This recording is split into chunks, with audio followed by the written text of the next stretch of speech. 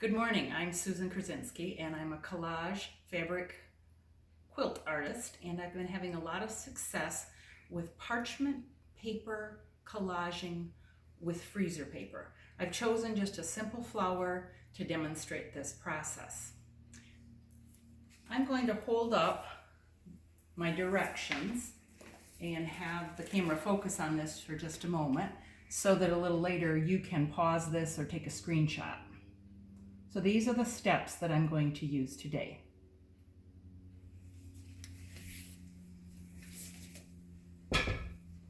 So this morning, and if the camera can come over here and look at my simple flower. This morning I sketched a simple flower. I could have sketched it on parchment paper, but sometimes we have a picture, so I'm starting out with a picture that I've drawn. And the first step after starting with a picture is to trace the picture onto parchment paper. Now we're going to use this later, and you can see because I have a little bit darker surface that I can easily see through the parchment paper to be able to draw this design. And I don't have to get it exact. I just want a pretty good representation of this flower. So I'm tracing it. I'm going to use it later as I go to collage the flower back together. And I'm drawing all of the elements approximately where they're located, and that's why I chose such a simple design for teaching this, because you can get a lot more complicated, and these are pretty simple designs. Okay, so that is to be saved for later. The next step is to trace it onto freezer paper. And again, you can see through the freezer paper pretty easily. Now in this one, there are 4 different elements. There's the flower itself, there's the center, there's the stem, and there are 2 leaves. And so as I think about the fact that I'm making the flower, I just really need the outline of the flower because I'm going to cut out a pink flower. I don't have to do the center of this. Just go ahead and do the outline in a general way. So there's the outline of my flower. I'm going to need a stem. Well, I want to make the stem just a little bit bigger, so I'm going to slide this over and I'm going to draw the stem a little bit longer so that I have enough room to tuck it under later. And now I need both leaves. Just somewhere on this parchment paper will be fine. There's 1 leaf, and I could actually use that leaf twice because it's the same, and I may do that later because I just need 2 leaves. So there, oops, I forgot this earlier when I was practicing as well. I need the center of my flower. All right, so there are all of the elements of my picture today. I'm going to use paper scissors because I don't like to use my good scissors, and I'm going to rough cut about 1/4 of an inch away each of the elements of the freezer paper.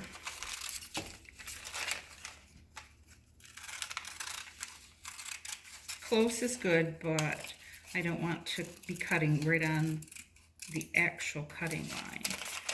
And here's the stem.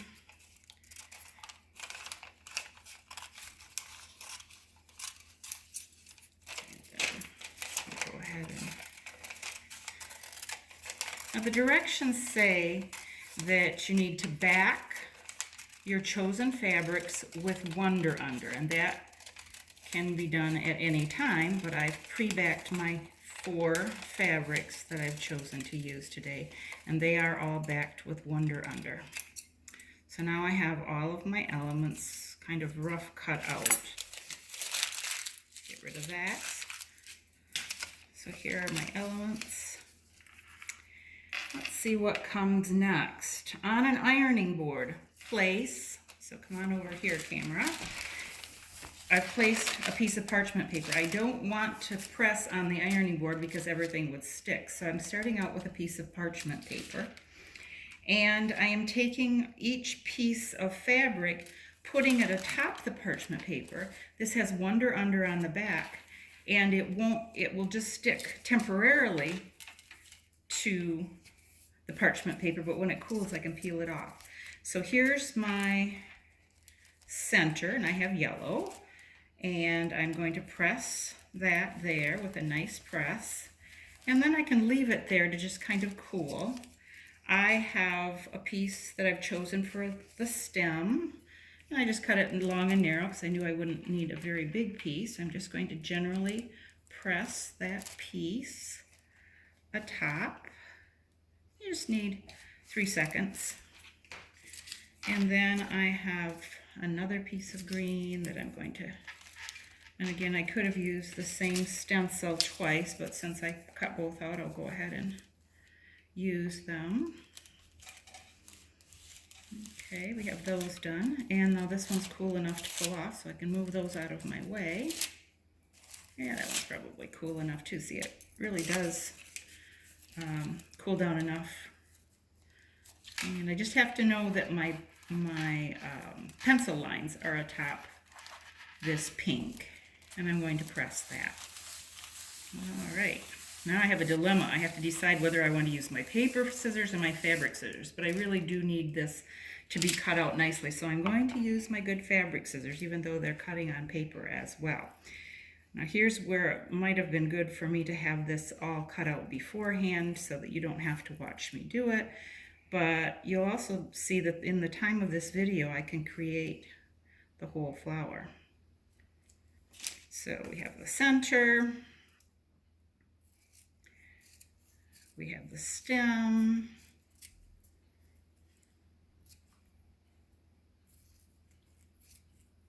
glad I didn't make this example any more complicated.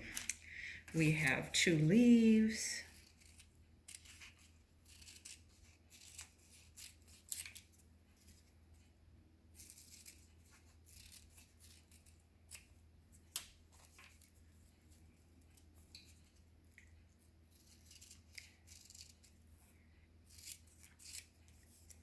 And on to the last element,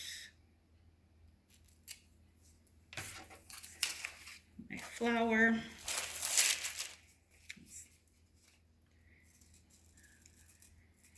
It's February in my world, but spring is coming, so we'll get some flowers and some crocus popping up pretty soon. Some tulips. A tulip would have been a better idea, and it would have been easier to cut today, alas. Now, if we're layering petals, you could also cut out each petal individually, and that in different colors, in different textures, even different types of fabric, but we are going for simple today.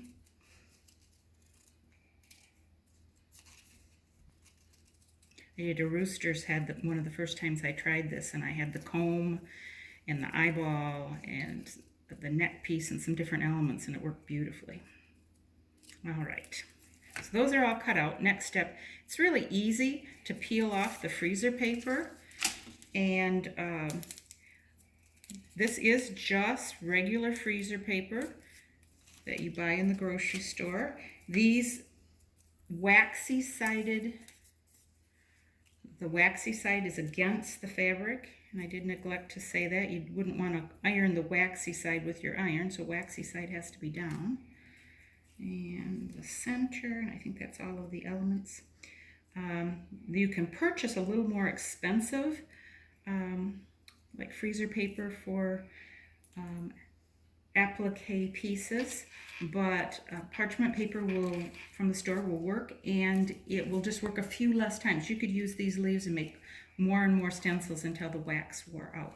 So here's the collaging part on parchment. I'm going to take that original stencil, and even though it's very, very simple, and I could do this without, because I almost tried to do that, I'm going to pretend that I don't know how to put it all together and, yeah, get that to line up. Wouldn't that be fun? Well, that's good enough for me today. So you put that down there, and you can press it just a little bit so it doesn't move. And then you can put, so light, it's a little hard to figure out where it is. I can press that atop, and then I'm going to tuck the stem under,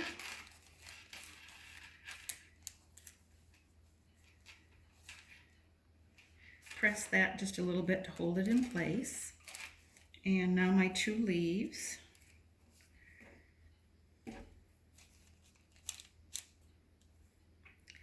Today I'm going to teach a class in creating chickadees, and they're much more complicated, but we're doing the same process.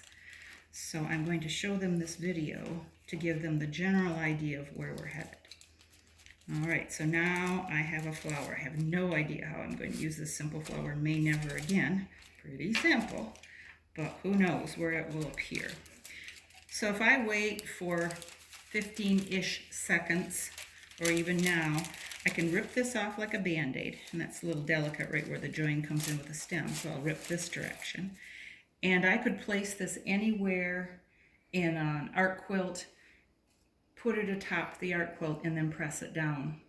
So that is parchment paper collaging with freezer paper. And I hope you can think of lots of ways that you might be able to use this in the future. It really is pretty genius and saves lots of steps and mistakes atop your art quilt if you pre-make little elements. So, parchment paper collaging with freezer paper. Hope this helps.